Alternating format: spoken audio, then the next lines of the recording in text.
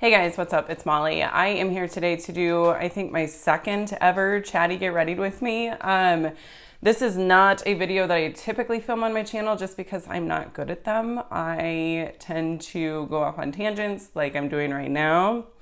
Um, so there's probably going to be quite a few jump cuts in this video. I'm sorry. It is what it is. The reason that I'm wanting to do this is because the world is falling apart. And it seems really strange to not mention that or talk about it, share my experience so far. You know what I mean? Like, it felt really weird to sit down and just talk about like the new makeup releases or the 21 Days of Beauty sale at Ulta without being like, so I get it if you're not buying anything, you know? But anyways, so that's mostly what this video is going to be about, just checking in and sharing some of myself with you guys, being vulnerable. I think that's an important thing for all of humanity to do. So as you can see, I don't have any makeup on. I'm going to be doing my makeup while I'm talking about this stuff, hence a get ready with me. But I'm probably not going to talk much about the products that I'm using. And when I say probably not, like, I mean, I'm not. My goal is to not talk about it because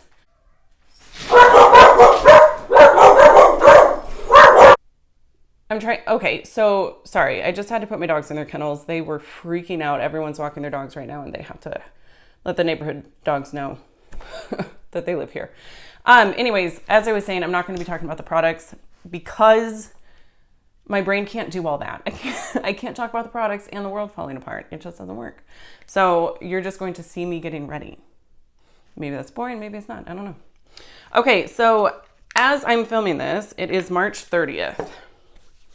So several countries in the world have implemented shutdown orders. The US has not. We are leaving it up to the states, which that's kind of how we do things here sometimes with certain things. Anyway, I live in Nebraska and currently we have, I'm not entirely sure how many cases of COVID-19, but the numbers are real low compared to places like New York, Seattle, Texas, you know. And the reason they're so low, like I think our total number of cases is 127, 130. I don't know. It's between 115 and 150, right? Like it's relatively low, but that's not accurate. They're not testing people at all. Like I had a client get in my car. This pissed me off. It'll be 2 weeks ago on Wednesday. This client gets in my car and I say, hey, how's it going? And she gets in and she's like, I can't breathe. I've been coughing all morning. And I was like, get out. What are you doing? Oh my gosh. So I instructed her what she needed to do, and I work with adults with severe mental illness, and sometimes like they're dealing with so much that they're not really thinking about those things. Like I shouldn't go around people. I'm sick. Or they're just being selfish. I don't know. I don't know. But so I told her to contact her doctor and do what they tell her to do. So she did. And I think she might have even contacted the health department and they're like, just go home. Because they were only testing people at that time who had traveled. Now I want to say they're testing people who, like if you've been exposed, you've traveled, you have severe symptoms, or if you are like a super essential employee, like healthcare or childcare, or I think that's mostly it. So last week I did have like a tickle in my throat. So I called my doctor and they're like, well, and I explained that I had been around a client who had coughing and shortness of breath. And, you know, I was like, I don't know. They weren't a confirmed case. I don't know if they were exposed or not. And so I had to fill out this like online virtual visit questionnaire thing. And it was like, you have a cold, stay home. And I was like, but symptoms of this virus are very similar to a cold. So shouldn't I be tested to know if I should be quarantined? I don't know. But, you know, it is what it is. But at any rate, I'm going off on a tangent now. So my point is, in Nebraska, our numbers are low because we're not testing. And like President Trump even talked about how great Nebraska is responding to things.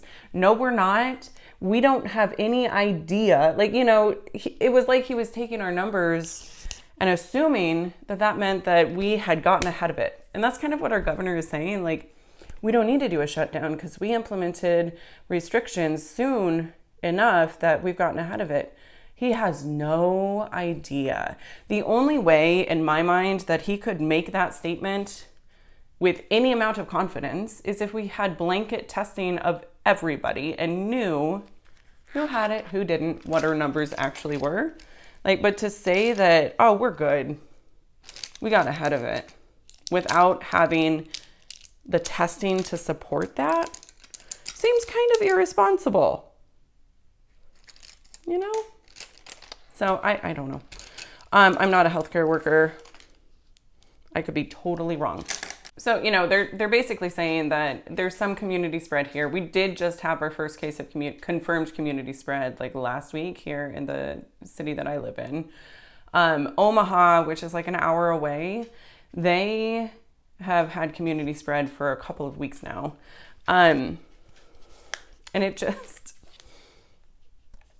I don't know. But yesterday, on Sunday, Trump did announce that he was going to extend the current restrictions through April 30th.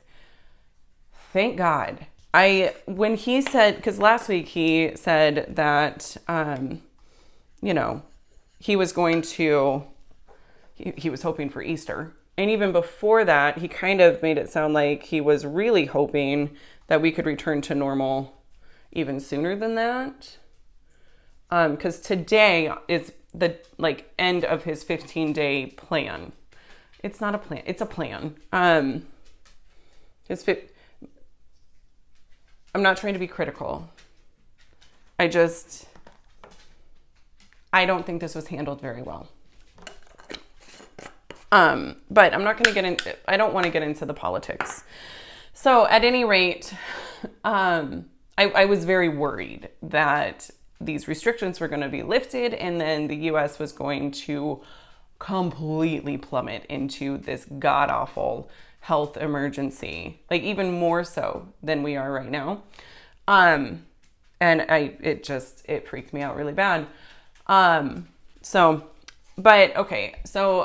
let's talk a little bit about how it's affecting my family specifically. So my parents live in the same town. They're super involved with my son. We were always going over there for like brunch on Sundays after church. And that was just part of our life. We were seeing them on a super regular basis. I was seeing my friends on a semi-regular basis. I don't socialize as much as I probably should. I get really like focused on family, which is not bad.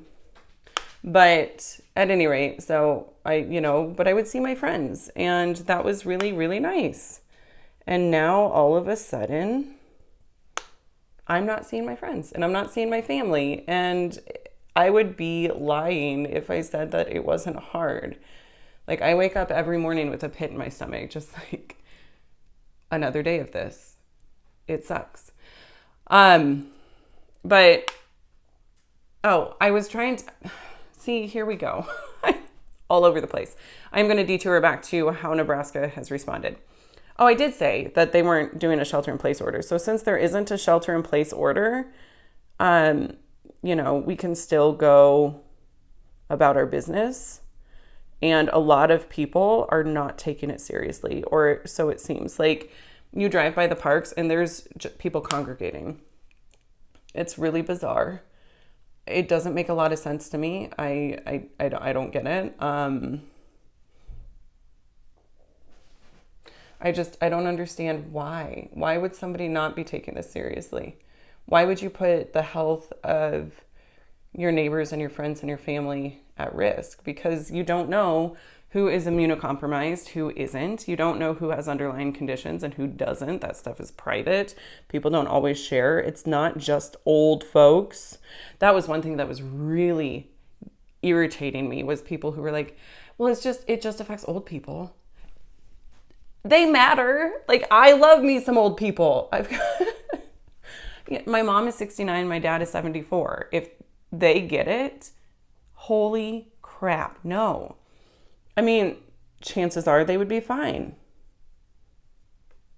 You know, because you're still, statistically, you're more likely to survive it than die from it. But I don't want to run that risk. So, our entire lives are just flipped up on their head. And it's really difficult. My son is struggling so bad. He is so anxious, and you know, he's 9, so he's not like, Mom, I'm anxious. He's like, I hate you. And it sucks. You know, he's more obstinate, and he's disobeying us more. And, you know, that's him trying to gain control over his environment. And I know that, but it's really difficult to deal with. And I don't know how to help him necessarily. So, I mean, it has been a struggle. You know, he went from going to school and seeing his friends and having an amazing teacher to having to do this distance learning thing.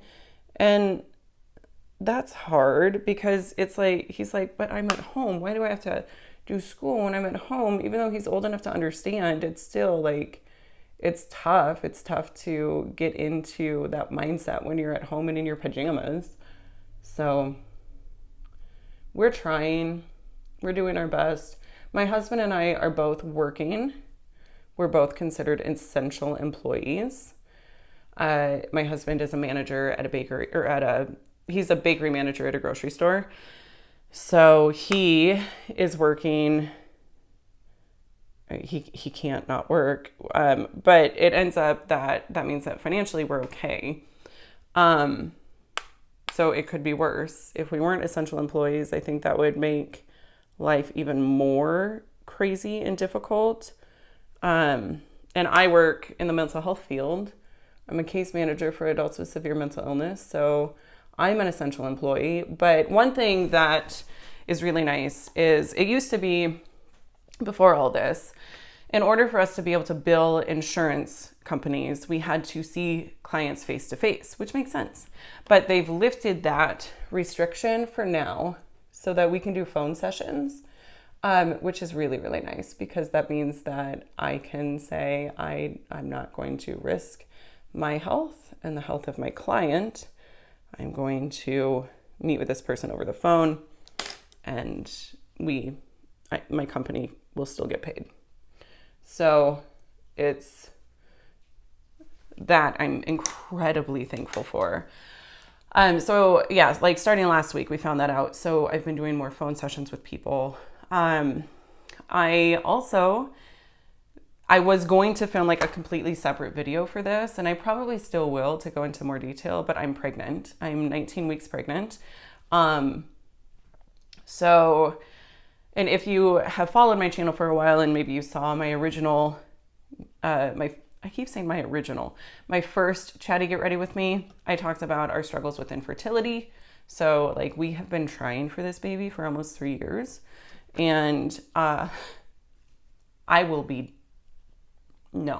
not going to risk anything. I mean, they think there's really not enough data to support this, but they're fairly certain that it doesn't affect the baby. So that's good. It's not like Zika. But pregnant women typically are at higher risk of severe infection from respiratory illnesses in general. Like, they don't know for certain that that's the case with this, But that's typically how things go. Like with the flu, you're more likely to become severely ill and possibly need to be hospitalized. So I'm just not, I don't want to take any chances. I had a coworker message me last week and he was like, "You're working from home, right?" And I hadn't been. I was still going into the office and doing phone sessions there because my company hasn't really said that we can work from home. So I have not heard from my HR director about any like paid time off. Basically the way they're doing things is we have to use our current PTO that we have accrued. And my company is really good about, like they're pretty generous with it. It's 3 weeks of paid vacation and like 2 weeks of paid sick time a year. So it ends up working out just to be like 5 weeks of paid time off. Oops, that's not the color I wanted. But my PTO is low. I took a bunch of time off around Christmas to be with my son because he didn't have school and to just kind of celebrate with family. And then my son got influenza A and B this year. He got one in January and one in February. So I had to take almost 2 weeks of sick time between those two bouts with the flu. So, I don't have a lot of paid time off. So I actually emailed my HR director last week to find out what exactly is going to be happening here, because my understanding of the stimulus bill was there was something in there about 2 weeks of paid sick leave for employees affected by the coronavirus. And it included parents who have school-aged children who are not in school now. So, because school has been out for 2 weeks now, and we've made it work. Like, my son is with his dad 2 days. He's here the rest of the days. My husband takes like Tuesday and Thursday off, and I take Friday off. So it's been working. I'm only needing to take 1 day off, but I don't know. It's just hard. And like I could, in theory, if I could work from home, then I wouldn't need to use that sick time. So I need to figure that out. I don't know that it's realistic for me to work from home when I've got a kid that I'm trying to like homeschool. I think that's probably a little bit difficult, but we're trying to figure it out. So yeah, I mean, we haven't really gone anywhere aside from like, we will go to parks and things like that, not playgrounds, but parks. Because there isn't a shelter in place order. There isn't this like, you cannot be out and about order here yet. So we're doing as much as we possibly can, but like every activity that we've been doing is not involving people for the most part. Like we've gone over to see my parents a couple of times. We've stayed outside and we've kept our distance. Which now apparently like some places are saying that that's not good enough, which freaks me out. I mean, we're just, like I said, we're trying not to lose our minds. The things that I am finding helpful is just maintaining connection with people as much as possible. Like I check in with my parents pretty often, and my aunt and uncle and my husband and I are going to have like a little Skype session today. They live in Colorado. They're in the Denver area, so I hope they're okay. Definitely worries me. So with my parents though, like typically there are childcare support. But with everything going on, no, I'm not going to risk them getting sick so that they can help us out with childcare. So that's why we're needing to figure out how we're going to be here with our son and kind of we've just had to completely rearrange our schedules. But I'm incredibly thankful that we both have a paycheck still, because there's a lot of people that don't. And I can't imagine, like, my son's dad and his wife, they're both, like, she's a hairdresser and he is a tattoo artist. Like, they're not working. My best friend isn't working. She works at a jewelry store and the mall is closed, and so is her company. And I'm really, really impressed with the companies that are still paying their employees, but that's not going to be sustainable long term or longer term. You know, if this was only going to be a couple of weeks, that would have worked, I think. But realistically, we're looking at months of this. And I think that we all need to just kind of buckle down and get it figured out. But the ways that we as a family have been coping is we have been spending as much time as possible outdoors. Thankfully, like last week, there were a lot of cold days. But thankfully, the weather is starting to cooperate. Things are warming up a little bit. Like yesterday, it was almost 70 degrees. In fact, I think it was actually above 70 degrees. I have a little bit of a sunburn. We were outside for hours yesterday, and it was really, really nice. My son, we've gone over to my parents' house just to spend time outside with my son. They live on a cul-de-sac, and my son is 9, and he has been too scared to learn how to ride his bike. So I told him when this all started, I was like, you're going to learn to ride your bike. We have a lot of time on our hands. Now's a great time to do it. And he was like, okay. So Saturday, we told him that we were going to go visit Grandma and Grandpa. And I had my husband load his bike up in the back of the truck, and we didn't tell him that we were taking it with us. And so we got him in the car, we got him in the truck.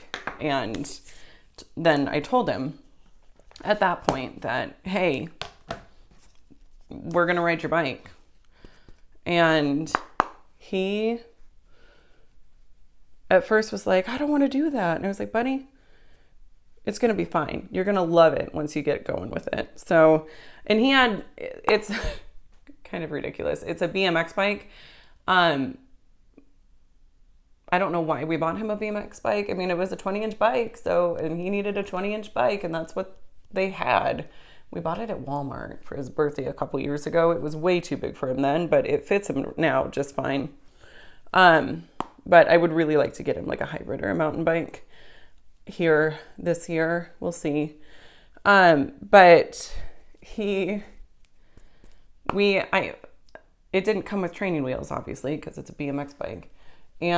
But he was so scared, and I was like, fine, we'll just get you some training wheels and attach it. And we did that a couple years ago, and they really didn't work. You know, the bike is way too big for these training wheels. And, so they didn't do any good. But at any rate, he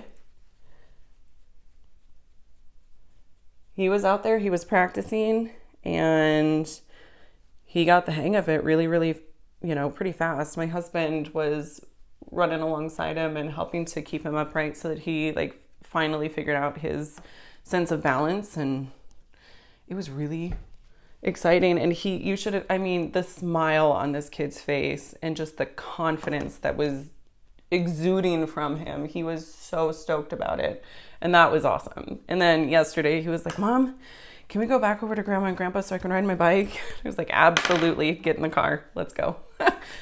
So that was really, really nice. That's one good thing that has come out of this is it caused us to just slow down and prioritize this stuff. And it was nice doing it over there because, like I said, they're on a cul-de-sac, so he can, he can wobble around and get it figured out on how to steer and things like that. And it was also nice because we were able to see them. They were outside and hanging out with us, and it was great. Wow, my sunburn is really bad. That looks so dumb. I totally forgot that the sun was a thing yesterday and that it does this. It has this effect on skin. So, oh well. But so yeah, the main way that we are coping is just by spending as much time outside as possible, getting out of the house every day, even if it's just to walk our dogs. It's something. So like on Friday last week, we went to this outdoor, it's a drive-through like zoo type thing. It's the wildlife safari. They have elk and bison and wolves, and then a bunch of different birds, and you just stay in your vehicle. But we weren't able to see the wolves because in order to see the wolves, you have to get out of your vehicle, and that was not allowed, obviously. So, yeah, I would have loved to have seen the wolves, but I totally understand. And we'll just have to do that next time. And I'm also taking this time to try and get my son caught up in school. He's behind in a couple of subjects, like spelling and reading are really, really hard for him. So we're working on that. We're working on multiplication fluency and just trying to help him as much as possible. Like, it's kind of nice because he's able to get a little bit more like one-on-one attention, but at the same time, we're trying to balance that with helping him to be more independent because he's going into 4th grade next year and he's going to need to be more independent. But I don't know. My point is homeschooling has been interesting for sure. We definitely had some kinks to work out. But now that we've got like a pretty good routine, that's been really helpful for homeschooling is that routine, like I said, and just trying our best to keep some sense of normalcy for him.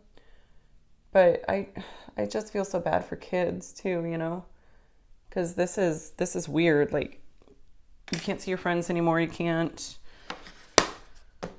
or at least for now. We're just all like really, really craving a sense of normalcy at this point and wishing that life could go back to normal, but also being very understanding of why it just can't yet.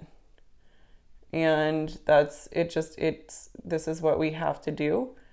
And there's really no way around it,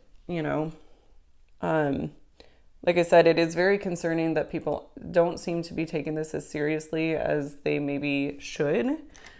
I worry about that. I am worried about healthcare workers having to kind of keep up with everything.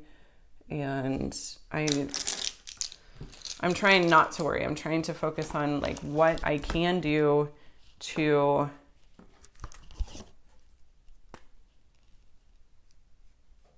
help or to create, like I said, a sense of normalcy for my family. And it's just hard.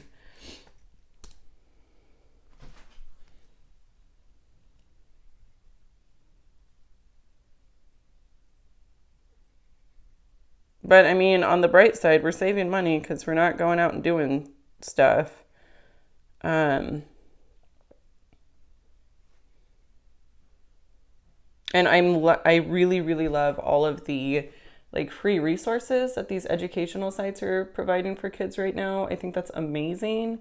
One of the things that I think is really, really beautiful about the situation, if you can call it that, really, is just the number of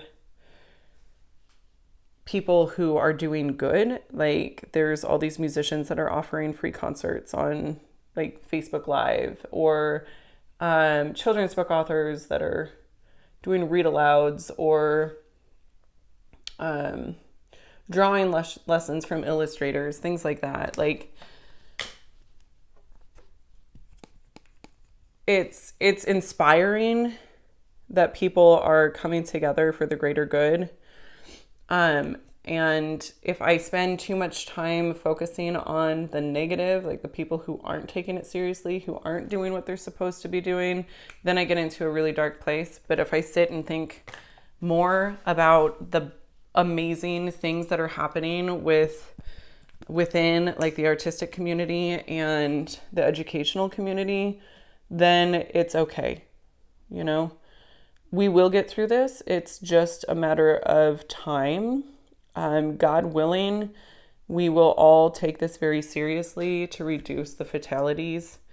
Fauci is saying we could face up to 100,000.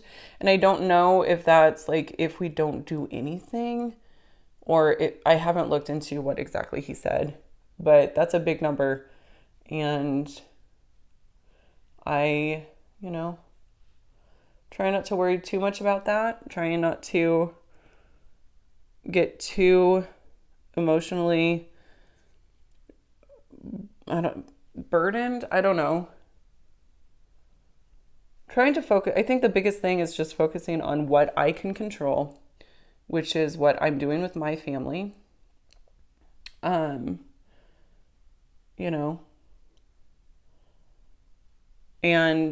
trying to minimize how much I'm focusing on the things that are out of my control, because for my mental health, that's what I have to do. I've got like my dad, bless his heart, he's 74 years old and he has high blood pressure. And he's going to the grocery store. And that worries me. I'm like, why? You have a son-in-law that works there. Like, we can bring stuff to you. You don't have to do that. But that's a whole other thing. So I definitely have a tendency to think about things, to focus on things that I can't control. And that's when my anxiety goes bonkers.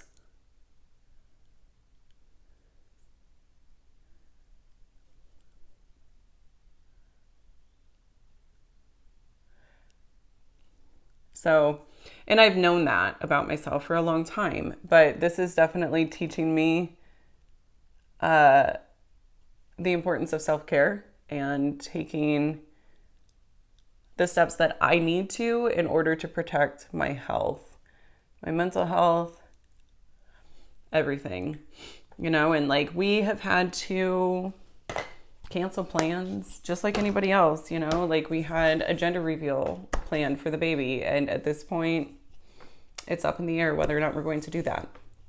It was going to be in the middle of April. We, as far as like a baby shower or sprinkle, don't know. It's going to be in June. I don't know that that's going to happen.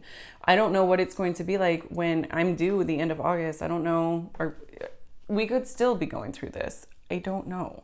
So, just trying not to focus on that stuff and the disappointments, but let's try and focus on the things that we can do now that are within those parameters that our leaders have set for us. And that's just trying to make the best of the situation at hand. Yeah, I think that's about all that I really wanted to talk about. I'm sure I missed a few things here and there. I'm sure there are things that I could have gone more in depth on, but it is what it is. It's a big subject and there's just a lot to talk about. But at any rate, thank you guys so much for watching. I would love to hear from you about how you're coping, how you're keeping yourself and your family safe, and what you're doing to maintain your sanity, because that's a really big thing right now, I think. So comment down below, let me know, and I will see you in my next video. Bye.